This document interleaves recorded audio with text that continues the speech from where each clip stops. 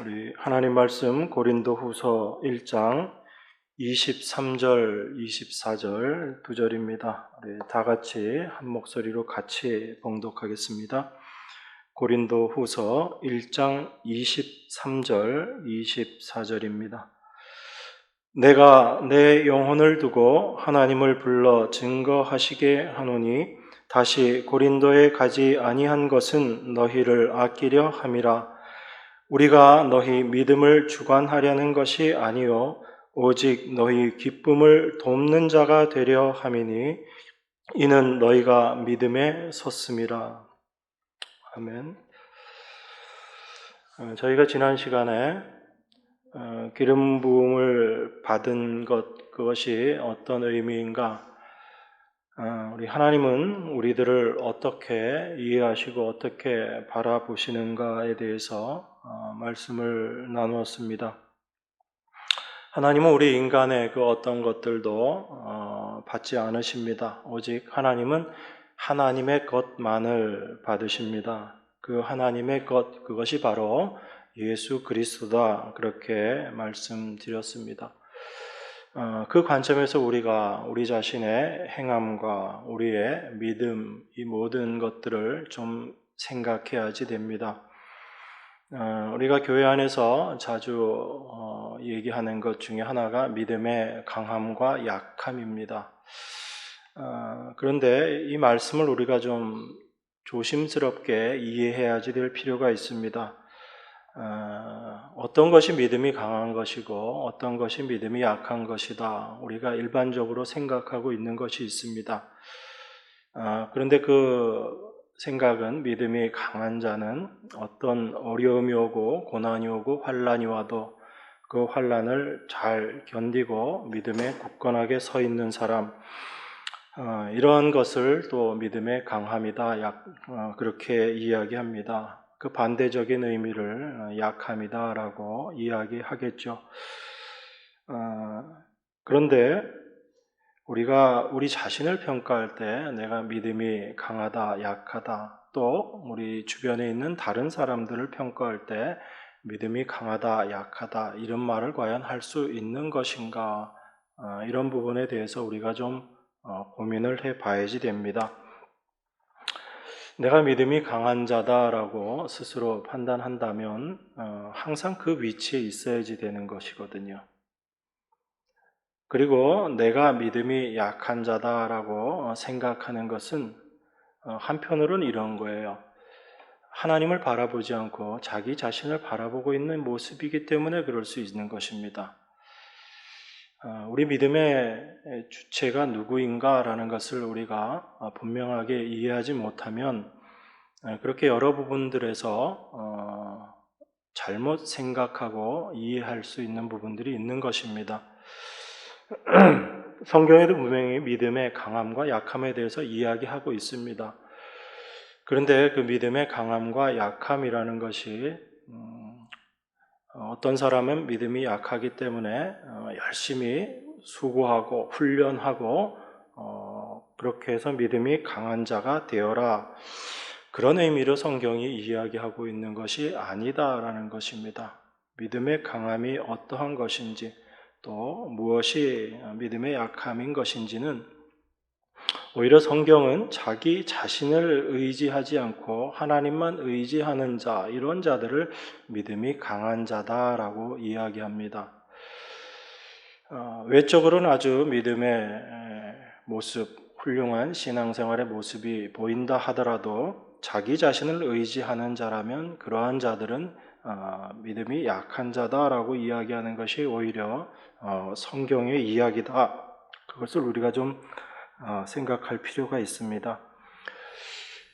그래서 믿음이 약하고 강함에 대해서 우리가 이야기할 때 특별히 우리가 믿음에 대해서 이야기할 때는 그 믿음의 주체가 누구인가라는 부분들을 좀 생각할 필요가 있습니다. 죄송합니다. 사도는 자기 자신에 대해서 고린도후서 11장 30절에서 뭐라고 이야기하냐면 나는 나의 약한 것을 자랑한다라고 그렇게 이야기하거든요. 사도가 자기 자신의 약함을 자랑한다라는 것은 어떤 의미겠어요? 난 이게 약해. 그래서 나는 이런 약한 게 나한테 자랑이야. 이런 의미가 아닌 거죠. 사도가 자기 자신의 약함을 자랑한다라는 것은 자기 자신의 연약함, 나약함, 무능함을 통해서 하나님께서 일하심을 증거하고 있는 말이거든요. 나의 약함을 통해서 하나님께서 일하시게 되기 때문에 그것이 나에게는 참된 강함이다라는 그런 의미인 것입니다. 그런 의미에서 사도는 우리가 생각하는 그런 그 자의식과는 다른 의식을 가지고 분명히 살았던 사람입니다. 우리는 사도 바울과 같은 그런 믿음의 그 사람이 되기를 우리는 원하고 또 그것을 목표로 삼고 살아가지만 사도는 어떤 인간에 대한 기대나 인간에 대한 어떤 소망 이런 것들이 없습니다. 오직 주님만 의지하고 주님만 바라보는 곳에 그의 모든 그 방향이 가 있었다라는 것을 우리가 생각할 수 있습니다. 그런 의미에서 우리가 교회를 바라보는 시각도 세상이 교회를 바라보고 이해하는 시각과 그리스도 안에서 교회를 바라보는 시각은 좀 달라져야지 된다라고 생각할 수 있습니다. 세상은 강한 것을 추구하는 것이 세상이죠. 그래서 이 세상에서의 강함이라고 이야기하는 여러 가지 것들이 있죠. 특별히 돈이라든지 그런 경제적인 것, 그것이 세상에서는 강한 것이다라고 그렇게 이야기합니다. 또 세상에서 추구하고 있는 어떤 실력들, 여러 가지 지혜들, 그러한 것들이 있습니다. 그러한 것들을 많이 가진 것, 그것을 강한 것이다라고 생각하고 이 세상은 강한 것을 추구하면서 살아갑니다. 강자가 또 강한 것이 자랑이 되는 것, 이게 세상이기 때문에 그렇습니다. 이러한 세상에서 교회는 오히려 약한 것을 자랑하는 것, 이것이 교회의 모습입니다. 이것을 우리가 올바로 알지 못하면 세상의 시각을 그대로 교회로 갖고 와서 교회에서도 강한 것이 옳은 것이고 좋은 것이다라는 생각을 갖게 되고 또한 세상에서 강한 자의 위치에 있는 그런 사람들이 교회에서도 여전히 강한 자로서 그렇게 군림하고 주장하는 그런 모습들을 보게 되는 것입니다. 그런 의미에서 우리가 그 강함이라는 것을 성경이 이야기하는 강함이다라는 것을 올바로 이해해야지 되는 거죠.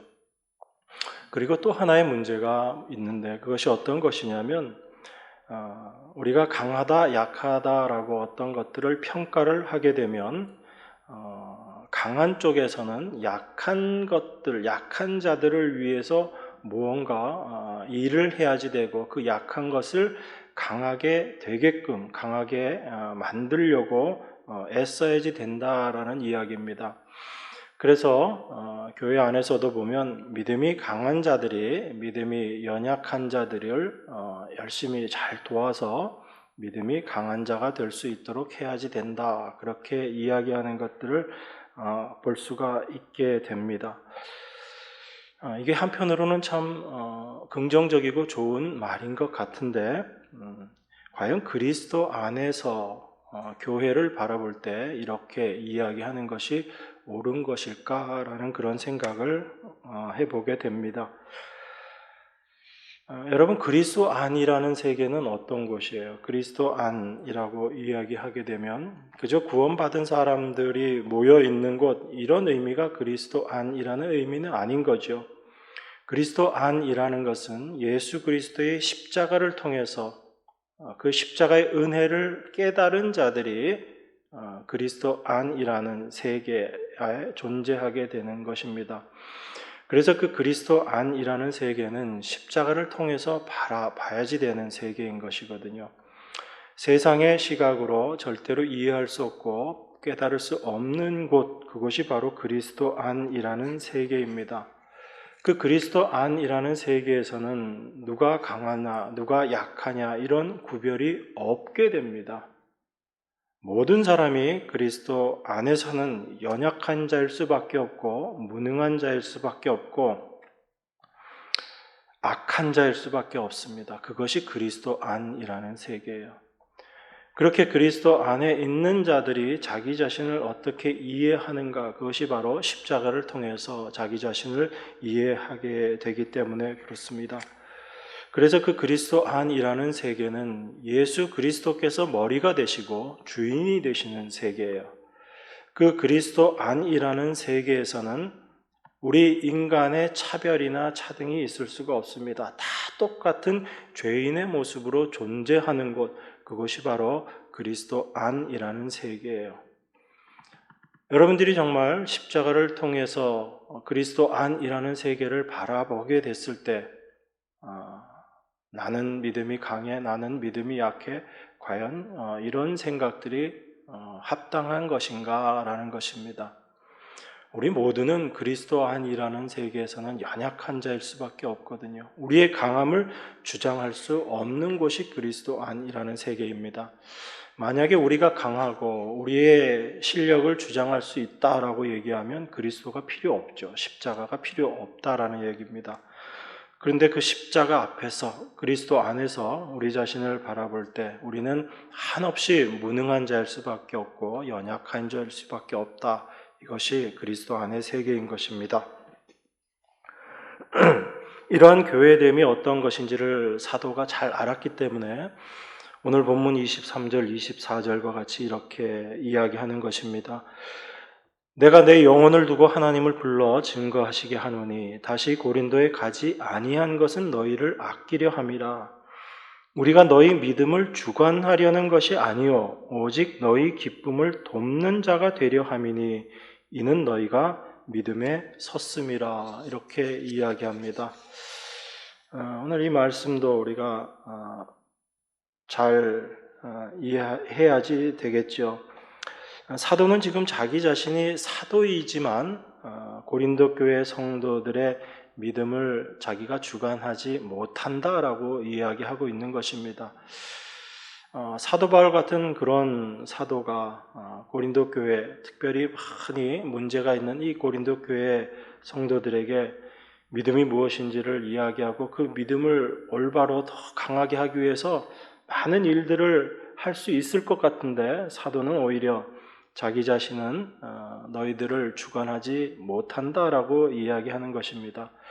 이렇게 말하는 사도의 그 이야기의 의도는 어디에 있는가 하면 사도 자신도 자기 믿음을 자기가 주관하는 자가 아니다라는 분명한 깨달음 안에 있기 때문에 그렇습니다.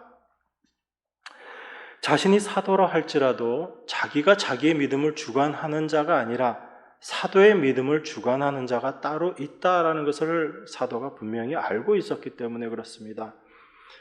사도 자신도 바로 그리스도의 주관 아래 있는 자, 그리고 자기 자신도 여전히 죄인이다라는 것을 깨닫고 있었기 때문에 자기 자신의 믿음을 만들어내고 그리고 그 믿음을 자기의 마음대로 하는 것이 아니라 믿음의 주관자가 따로 계시다라는 것을 사도가 알았기 때문에 그렇습니다. 만약 믿음이라는 것 자체가 우리 인간에게서 나와질 수 있고 시작되어질 수 있는 것이라면 우리가 다른 사람의 믿음에 대해서 저 사람은 믿음이 좋다, 나쁘다, 강하다, 약하다 이야기하고 그 사람의 믿음을 우리가 어떻게 하려고 하는 그런 수고와 노력들이 분명 필요할 것입니다. 그런데 믿음이 우리 인간에게서 의해서 시작된 것이 아니잖아요. 우리가 늘 그걸 고백하잖아요. 그런데 우리는 그 고백을 하면서도 실제 그 고백에 합당한 생각과 행동은 하고 있지 못하다라는 것을 기억해야지 됩니다. 여러분들이 잘 아시는 에베소서 2장 8절 9절이 어떻게 이야기하고 있습니까? 에베소서 2장 8절에 보면 너희가 그 은혜를 인하여 믿음으로 말미암아 구원을 얻었나니 이것이 너희에게서 난 것이 아니요 하나님의 선물이라. 그렇게 이야기합니다. 그리고 행위에서 난 것이 아니니 이는 누구든지 자랑하지 못하게 함이라. 그렇게 이야기해요. 믿음이 만약에 인간에게서 난 것이고 인간의 행위의 열심으로 말미암아 생겨나는 것이 믿음이라면 우리는 다른 말을 할 수 있겠죠. 그런데 사도는 믿음이 바로 하나님의 선물이다라고 이야기합니다. 그래서 그 믿음으로 말미암아 우리가 구원함을 얻었다라고 그렇게 이야기하거든요. 그래서 이 믿음이 하나님의 은혜로 말미암은 하나님의 선물이라면 우리가 그 믿음을 주관하지 못한다라는 것을 먼저 생각해야지 되고, 그리고 우리는 그 생각이 어디까지 가야지 되냐면 우리 자신의 믿음에 대해서도 불안해하거나 염려할 필요가 없다라는 것입니다. 제가 필요가 없다라고 말씀드렸지만 어찌 생각하면 우리들은 우리 자신의 믿음에 대해서 염려할 자격이 없는 거예요. 우리가 우리 자신의 믿음을 염려하고 나는 왜 이렇게 믿음이 약할까? 이렇게 고민하는 것 자체가 내가 나의 믿음을 주관한다라는 그 생각이 있기 때문에 그렇게 생각하는 것입니다. 그렇게 행동하는 것이고요. 그런데 이 믿음이 하나님의 선물이고 이 믿음이 하나님에 의해서 주관되어지는 것이라면 우리는 우리 자신의 믿음에 대해서 염려하고 근심할 필요가 없는 것입니다. 그런데 우리가 우리 자신의 믿음에 대해서 불안해하고 염려하고 그러한 생각을 갖고 있고, 이것뿐만 아니라 그러한 생각을 가지고 다른 사람들을 바라보게 되면서 저 사람은 믿음이 있다, 믿음이 없다, 저 사람은 믿음이 강하다, 믿음이 약하다, 이렇게 평가하는 것 자체가 바로 우리 자신들이 믿음을 주관한다라는 그런 잘못된 생각에 잡혀 있기 때문에 그렇습니다. 사실은 이러한 것이 죄의 본성적인 모습이거든요. 하나님을 떠난 인간이 자기 자신이 주인이 되어서 자기 자신을 주관하려고 하는 것, 이게 죄된 인간의 본질의 모습입니다. 그렇게 자기가 주인 되고자 하는 사람들의 그 습성이 자연스럽게 다른 사람에 대해서도 평가를 하고 판단을 하는 거죠. 그게 다 자기가 기준이 되어 있고 자기가 주인이 되어 있기 때문에 그런 것입니다. 그런 의미에서 우리가 나는 그리스도를 믿는다라는 이 표현조차도 비록 내가 주님을 믿는 것이지만 내가 믿는 이 믿음, 내가 믿게 되는 것, 이것도 내가 믿는 것이 아니라 믿음이 나로 하여금 믿게 하셨다. 주님이 나로 하여금 믿음을 주셔서 믿게 하셨다라는 그 생각을 올바로 가지는 것이 중요합니다. 당연히 우리는 아주 일상적으로 내가 주님을 믿습니다 라고 그렇게 표현하지만 사실 그 이면에는 내 힘으로 내가 주님을 믿었다라는 것이 아니라 주님께서 나에게 믿음을 주심으로 말미암아 그 믿음으로 우리가 주님을 믿게 된 것이죠. 그것을 올바로 우리가 이해하고 아는 것이 필요합니다.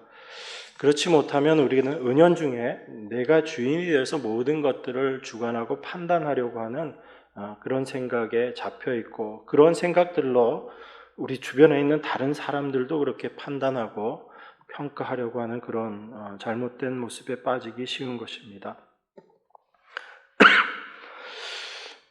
여러분, 믿음이라는 것은요, 그 정의를 굳이 내리자면 모든 것을 주님이 하시고 주님의 일하신 결과로 바라보는 것, 이걸 우리가 믿음이다라고 이야기할 수 있습니다. 그런 의미에서 우리 인간이 행하는 모든 것이 부인되는 것, 그리고 오직 주님께서 모든 일을 하셨다라는 것 믿는 것, 이게 바로 믿음인 거죠. 근데 우리는 자꾸 믿음을 이야기하면서 내가 주체가 되고 내가 주인이 되는 그런 것들을 많이 생각을 합니다. 그래서 주님을 우리가 올바로 믿는다라는 것, 이것 자체도 어찌 생각하면 내가 주체가 되어서 내가 하는 것이 아니라 내 안에 계신 주님께서 일하시는 모습이다라는 것을 우리가 이해하고 그것을 받아들일 필요가 있습니다. 이것이 그리스도를 믿는 것이다라고 우리가 이야기할 수 있는 것이거든요.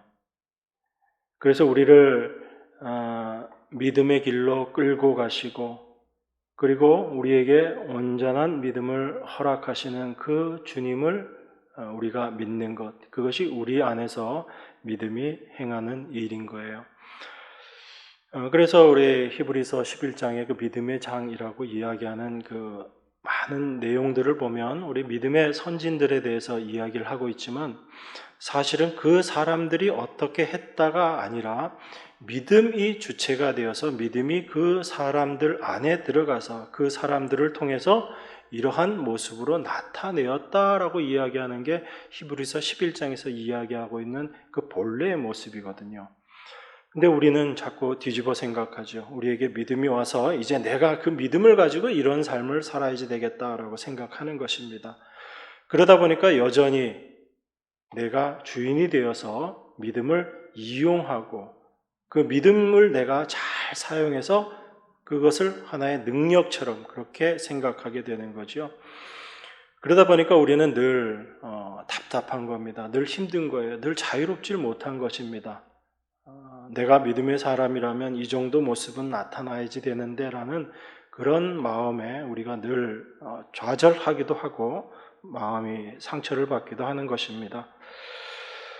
제가 이렇게 계속 말씀드리는 이유는 무엇이냐면 우리 성도 그 누구도 그 어떤 사람들도 믿음의 주관자로 존재할 수 없다라는 것, 그것이 바로 그리스도 안을 살아가는 우리 성도들의 믿음의 세계이기 때문에 제가 이렇게 말씀을 드리는 것입니다. 우리가 위대한 사도라고 얘기하는 그 바울조차도 자기 자신이 믿음을 주관할 수 있는 자가 아니다라고 이야기하고 있거든요. 바울뿐 아니라 베드로도 이렇게 이야기합니다. 베드로서 5장 2절 3절을 제가 봉독하겠습니다. 너희 중에 하나님의 양 무리를 치되 부득이함으로 하지 말고 오직 하나님의 뜻을 쫓아 자원함으로 하며 더러운 일을 위하여 하지 말고 오직 즐거운 뜻으로 하며 맡기운 자들에게 주장하는 자세를 하지 말고 오직 양 무리의 본이 되라 이렇게 이야기합니다. 베드로가 너희 중에 하나님의 양 무리를 치되 돌보는 일들을 감당하는 일꾼들에게 이 이야기를 하는 거지요. 하나님의 뜻을 쫓아 자원함으로 해라라고 이야기하는데 이 이야기의 결론적인 부분에 뭐라고 이야기하냐면 오직 즐거운 뜻으로 하며 맡기운 자들에게 주장하는 자세를 하지 말고 오직 양무리의 본이 되라 그렇게 이야기합니다. 주장하는 자세를 취하지 말라라는 이야기는 어떤 거예요? 내가 남들에게 어떤 것을 주장한다라고 이야기하면 내가 그 사람을 내 힘으로 어떻게 하겠다, 좌지우지하겠다라는 그 생각이 그 마음 가운데 있는 거죠. 그것은 저 사람과 나는 다르다라는 생각이고 저 사람보다 내가 낫다, 내가 더 뛰어나다라는 생각을 갖고 있을 때 다른 사람을 주장하게 되는 거죠. 내가 저 사람보다 못하다라고 생각하는데 상대방을 주장하려고 한다라는 건 말이 안 되는 거거든요. 그런데 우리는 서로에게 이런 자세를 가져야지 된다라는 겁니다. 이건 뭐냐면 그리스도 안에서 모든 인간은 다 동일하다는 이야기예요. 그래서 그 누구도 상대방을 주장할 수 있는 위치에 있지 않다라는 것이 지금 베드로 사도가 이야기하고 있는 거거든요. 그러니까 베드로 사도도 지금 사도 바울과 동일한 이야기를 우리에게 하고 있는 것입니다. 그리스도 안에서 인간이라는 존재가 어떤 존재인지를 너무나 분명하게 알았기 때문에 자기가 무엇을 한다라고 할지라도 주님의 일꾼으로 일하는 자들이 자칫 잘못하면 나는 주님의 일을 하는 사람인데 하나님이 나에게 내가 뭔가 뛰어난 것이 있기 때문에 나에게 이 일을 맡기신 것일 텐데 라고 생각하다 보면 자기의 정당성을 주장하게 되고 자기의 잘남을 주장하게 되고 자기의 강함을 생각하게 되거든요. 그러다 보면 상대방을 주장하는 그런 모습으로 나타나기 쉽다라는 것입니다. 그런데 그것이 우리 인간의 모습이 아니다라는 것이 사도들이 공통적으로 이야기하는 것입니다. 우리 요한일서 2장 27절 한번 같이 보겠습니다. 요한일서 2장 27절입니다. 다 같이 한 목소리로 같이 봉독하겠습니다. 너희는 주께 받은 바 기름 부음이 너희 안에 거하나니 아무도 너희를 가르칠 필요가 없고 오직 그의 기름 부음이 모든 것을 너희에게 가르치며 또 참되고 거짓이 없으니 너희를 가르치신 그대로 주 안에 거하라. 너희는 주께 받은 바 기름 부음이 너희 안에 거한다. 그렇게 이야기하고 아무도 너희를 가르칠 필요가 없다라고 그렇게 이야기합니다. 이것은 교회 안에서 가르치고 배우는 이러한 것들을 금하는 그런 말은 아닌 거죠. 우린 늘 배우고 가르치고 그런 과정 속에서 생활하게 됩니다. 그런데 사도가 이야기하는 이 말씀의 의미는 무엇이냐면 우리가 주께 기름 부음 받은 자들이다라고 이야기합니다. 그러면 기름 부음 받은 우리들은 그 기름 부으신 이가 우리의 모든 것을 주장하시기 때문에 인도하시고 이끌어 가시기 때문에 우리가 누가 다른 사람을 가르치고 그렇게 할 필요가 없다라는 거죠. 그래서 이것은 가르칠 필요가 없다라는 이 의미는 성령 받은 하나님의 백성들은 누구에 의해서 주관되고 누구에 의해서 가르침을 받고 있는 존재들인가? 바로 성령에 의해서 주관되고 가르침을 받고 있는 자들이기 때문에 우리가 어떤 사람을 가르치려고 하고 그렇게 할 필요가 없다라는 것입니다. 그래서 요한 사도가 이야기하는 바의 핵심은 뭐냐면 바로 성령이 우리 안에서 주인이 되어서 주관자가 되어서 우리의 모든 삶을 인도하시기 때문에 우리는 그 성령만 의지하고 그 성령의 일하심에 우리 자신을 내어놓는 것, 그것이 필요한 것이다라고 이야기하고 있는 것입니다. 단순히 교회 안에서의 가르침을 부정하는 이야기가 아니라 우리 믿음을 주관하는 이가 누구신가에 대해서 지금 이야기하고 있는 거죠. 그러니까 모든 사도들이 공통적으로 그 성령의 인도하심, 하나님의 인도하심을 고백하고 있는 것입니다. 여러분, 우리가 구원받는 것은 사도들로 말미암아 구원받는 것이 아니라 사도 바울의 말을 통해서 구원받은 사람이 있다라고 이야기한다면 그건 사도 바울이 그 사람을 구원시킨 것이 아니라 하나님께서 사도 바울을 사용하셔서 사도 바울을 도구로 사용하셔서 하나님께서 이 일을 하신 거죠. 그게 우리가 모든 일을 바라보는 시각이 되어야지 됩니다. 그 시각이 없이 우리가 어떤 겉으로 드러나는 것만 가지고 생각하게 되면 우리는 자꾸 사람을 바라보게 되고 사람을 의지하게 됩니다. 그래서 우리는 어떤 사람을 바라보고 사람을 의지할 것이 아니라 그 모든 믿음의 주관자가 되시는 하나님을 바라보고 하나님을 주목해야지 될 필요가 있는 거예요. 근데 우리 인간의 연약함이 어떤 것이냐면 자꾸 보이는 것에 우리의 마음이 간다라는 것입니다. 보이지 않는 것을 믿고 의지하기보다는 눈에 보이는 것들을 의지하고 그것을 실제인 것처럼 붙잡으려고 하고 있거든요. 그것이 우리 인간의 본성입니다. 죄된 본성이에요, 사실은. 그래서 하나님은 믿음은 보이지 않지만 그 보이지 않는 것을 내 안에 증거를 가지고 살아가는 사람, 그 사람이 믿음의 사람이다라고 그렇게 이야기하고 있는 것입니다. 그래서 우리는 신앙생활을 하면서도 눈에 보이는 것에 우리의 마음이 빼앗기고 흔들리기보다는 그 모든 일의 주관자이신 그 주관자를 올바로 바라보는 것이 필요합니다. 이것이 교회에 대한 부분이나 우리의 신앙에 대한 부분 모든 것들을 단지 머리로 이해하는 것이 아니고 우리 삶 가운데 올바로 적용해 나가는 것이다라는 것을 생각해야지 됩니다. 또한 사도 바울은 자기 자신이 이렇게 이야기합니다. 자기 자신은 교회의 믿음을 주관하려는 것이 아니고 기쁨을 돕는 자가 되려 한다라고 그렇게 이야기합니다. 그래서 24절에서 우리가 너희 믿음을 주관하려는 것이 아니요 오직 너희 기쁨을 돕는 자가 되려 함이니 이렇게 이야기해요. 사도 바울은 자기가 주관하는 것이 아니라 기쁨을 돕는 자다라고 그렇게 이야기합니다. 그게 사도 바울의 존재 이유라는 거거든요. 그러면 기쁨을 돕는다라는 그 의미는 어떤 거예요? 어떻게 했을 때 사도가 고린도 교회 성도들에게 기쁨을 돕는 자로 역할을 하는 것입니까? 그 기쁨을 돕기 위해서 사도가 지금 복음을 전하고 있는 거거든요. 그러니까 사도가 복음 전함이라는 것 자체가 바로 고린도 성도들의 기쁨을 돕기 위해서라는 그런 의미로 이해할 수 있습니다.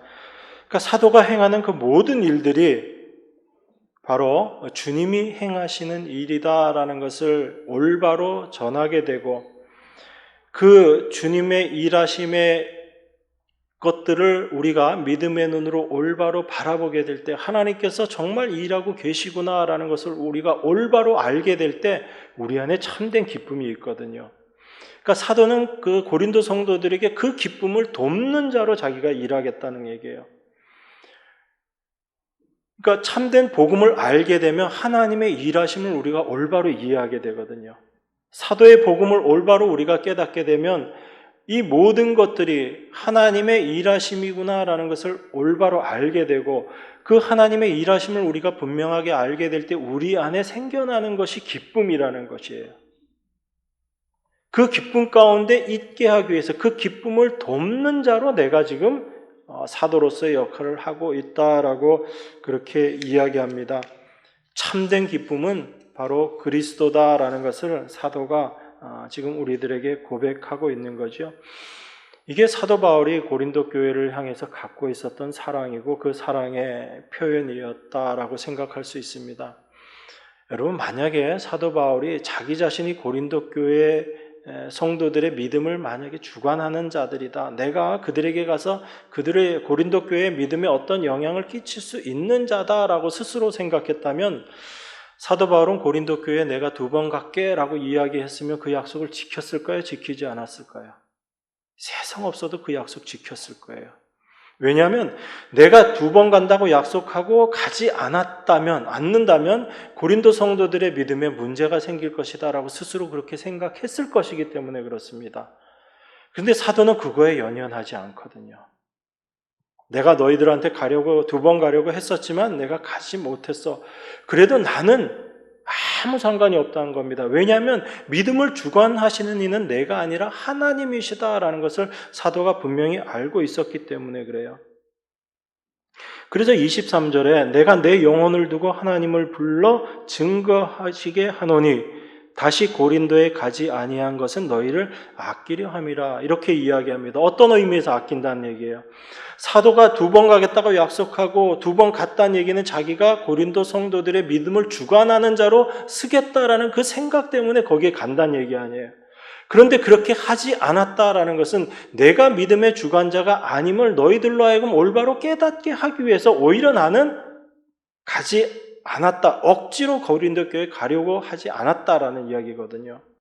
그러니까 우리가 사도의 이 이야기들을 보면서 사도는 고린도 교회에 어떤 마음을 가지고 있었고 자기 자신을 어떻게 평가하고 바라보고 있었는가라는 것을 우리가 좀 올바로 이해해야지 되는 것입니다. 그래서 사도는 고린도서 1장 12절에서도 그렇게 이야기했지 않습니까? 저희가 지난번에 공부했지만 우리가 세상에서 특별히 너희에게 대하여 하나님의 거룩함과 진실함으로써 하되 육체의 지혜로 하지 아니하고 하나님의 은혜로 행함은 우리 양심에 증거하는 바니 이것이 우리의 자랑이라 그렇게 이야기합니다. 어떻게 하지 않았다고요? 육체의 지혜로 하지 않았다고 얘기합니다. 하나님의 은혜로 행했다라고 이야기해요. 이게 우리 자랑이다라고 그렇게 이야기합니다. 그러니까 사도 바울이 고린도 교회에 2번 가겠다 약속하고 그 약속을 지키지 못한 것, 이것이 어찌 보면 사도는 모든 것을 주님께 의탁하고 있었고 주님의 주관하심, 주님의 일하심을 사도는 늘 깨닫고 고백하고 있었다라는 것입니다. 그런 의미에서 우리가 조금 더 깊이 생각해 볼 것은 복음이라는 것에 대해서는 우리 인간이 한 일도 없고 할 수 있는 일도 없다라는 것을 우리가 좀 생각해야지 됩니다.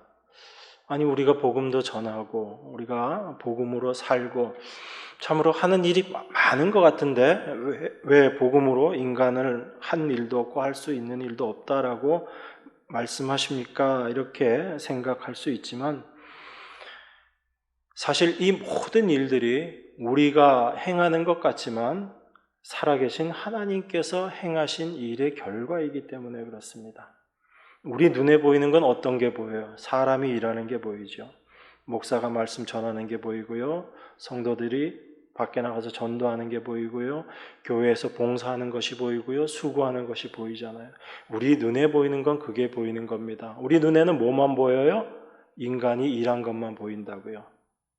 그런데 참된 복음은 우리 인간의 행함으로 드러나는 것이 아니라 하나님의 일하심으로 말미암아 되어지는 것, 이것이 참된 복음이라는 거예요. 우리가 복음을 올바로 깨닫고 복음을 안다라는 것, 복음을 전한다라는 것, 이 모든 것들이 우리가 행하는 것 같지만 사실 누가 행하시는 거냐면 주님이, 하나님이 주인이 되셔서 행하시는 일이다라는 것입니다.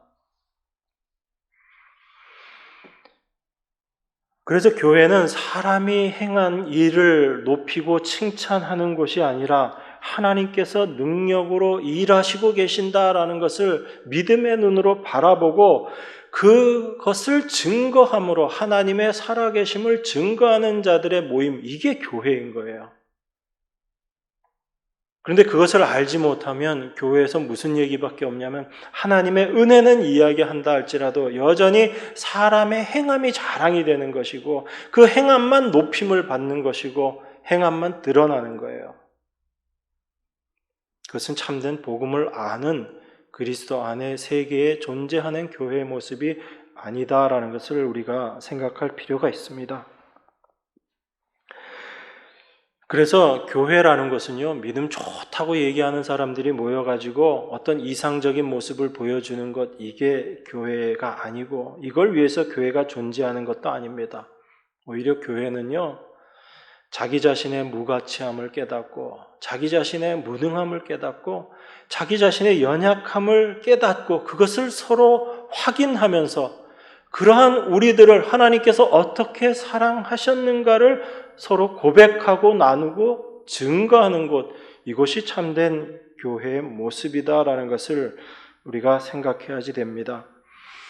그래서 내 자신이 내가 스스로 내가 믿음 좋은 사람이 되어야지 되겠다라고 이렇게 생각하실 필요도 없는 거예요. 하나님이 어떤 분이신지를 우리가 올바로 더 분명하게 깨달아 가는 것이 중요합니다.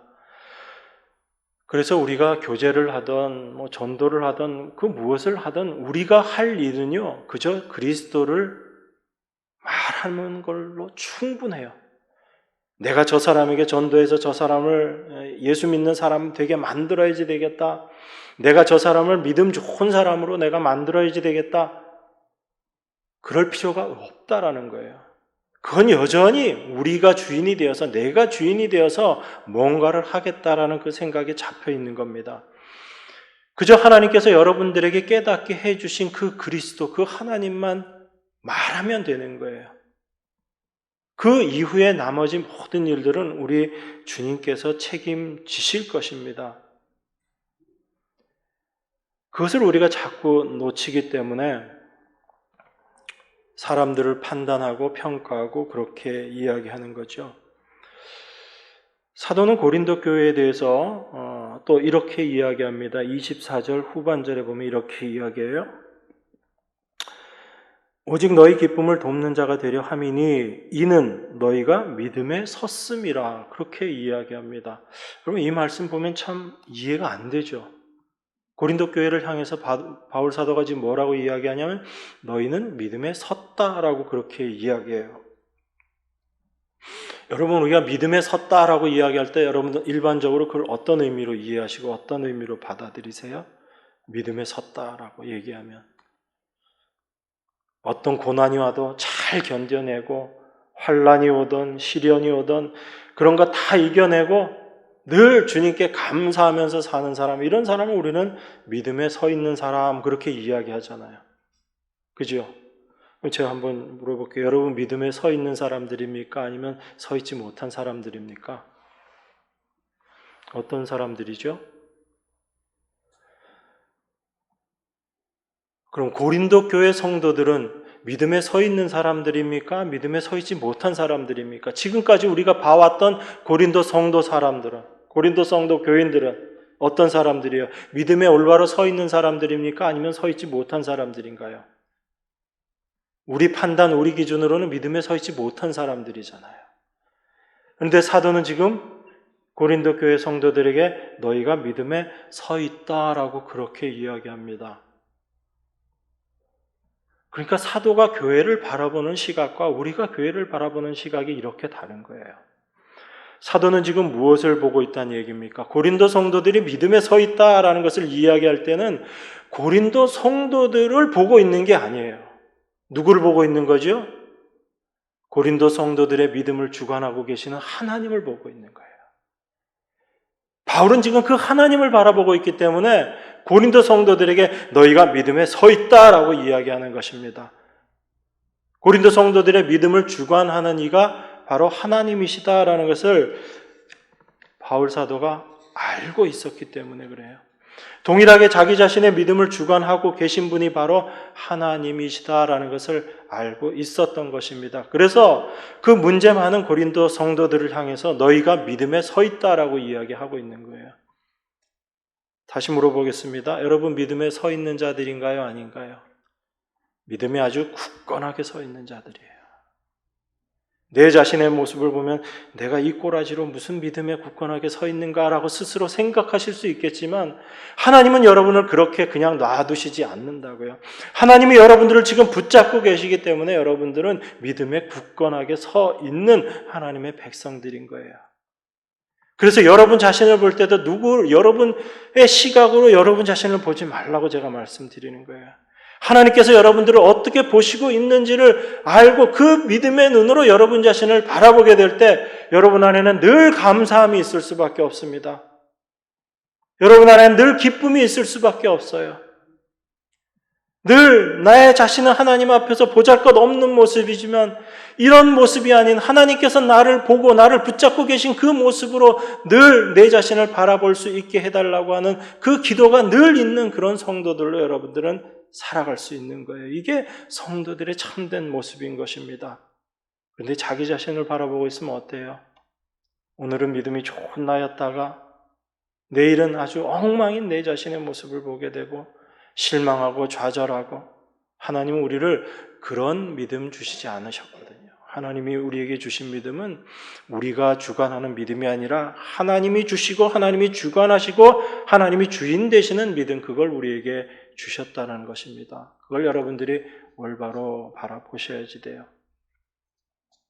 그래서 우리는 늘 그 하나님의 믿음 앞에서 우리 자신은 아무 믿음 없는 존재입니다 라는 것을 고백하게 되는 거예요.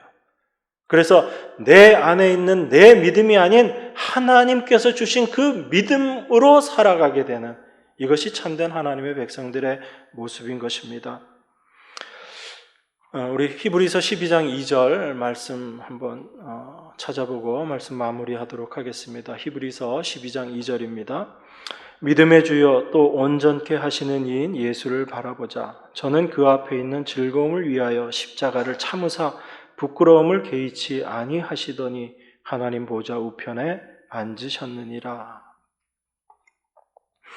예수님께서 십자가의 모든 것들을 완성하시고 그리고 하나님 보좌 우편에 앉으셨다라고 말씀합니다. 우리는 누구를 바라보는 거예요? 그래서 믿음의 주요 또 온전케 하시는 이인 예수를 바라보는 것, 이게 우리들의 참된 믿음의 모습이에요. 하나님께서 우리에게 주신 믿음은 우리를 이 자리로 끌고 가시는 거예요. 내 안에서 만들어내고 내 열심으로 만들어내는 믿음이 아니라 하나님께서 우리에게 주셔서 그 주인, 믿음의 주인이 바로 하나님이시고 그리고 우리로 하여금 온전한 자 되게 하시는 그 하나님의 인도하심을 믿는 자들, 그들이 참된 믿음을 소유한 자들이거든요.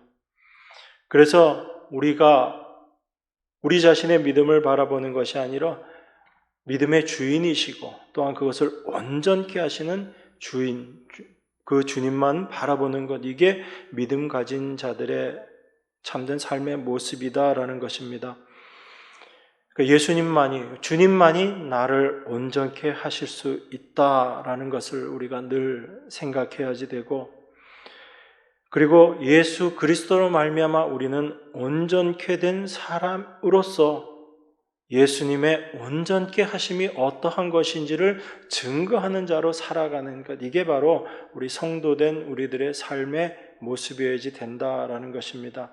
우리 힘으로 우리를 온전케 하는 것이 아니고 우리에게 믿음 주시고 그 믿음의 주인이신 그 주님께서 우리로 하여금 온전케 하신다, 이것을 깨닫고 그것을 고백하며 그것을 증거하는 자로 살아가는 것, 이것이 하나님 백성으로서 살아가는 우리들의 삶의 모습이 되어야 될 줄 믿습니다.